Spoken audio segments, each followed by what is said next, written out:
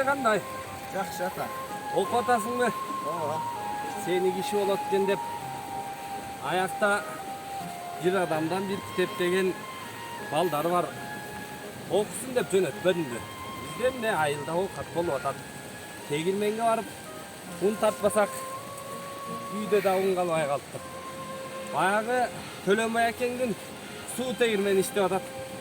Ошого окат кылмай.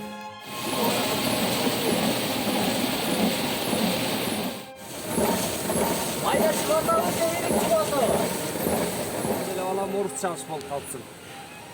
Колдогу калканды ала коебу десем, алтыгы бир жаман сумкаңды көтөрүп, балам сени деле шаарып мурс кылган.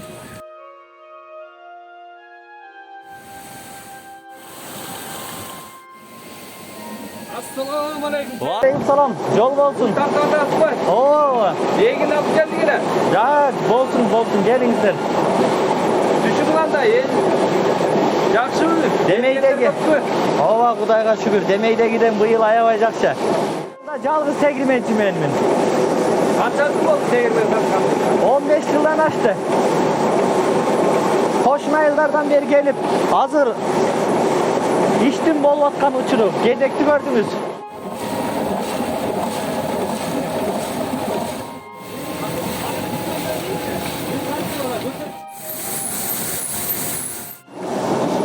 Жақшы мынау Кудайдын майдасы болуп мынаке. Маканын майдасы. Аталагылы итсең күйлү күчтүлөр төрөлөт ушул жерденчи. Эми Төкөбай, чоң ажа таштың, эл кызматында жүргөн баласың. Эми tegirmениң акысына күзгүгө бир кызыл козу берейин. Кызыл козу ошойчо жок болуп кетпесин аксакал. Беребиз. Баладан бала Фрунзеде окуп аткан бала келди, ошо жигиттен берип жиберем. Рахмат айланайын, бар бол. Жолуңуз болсун.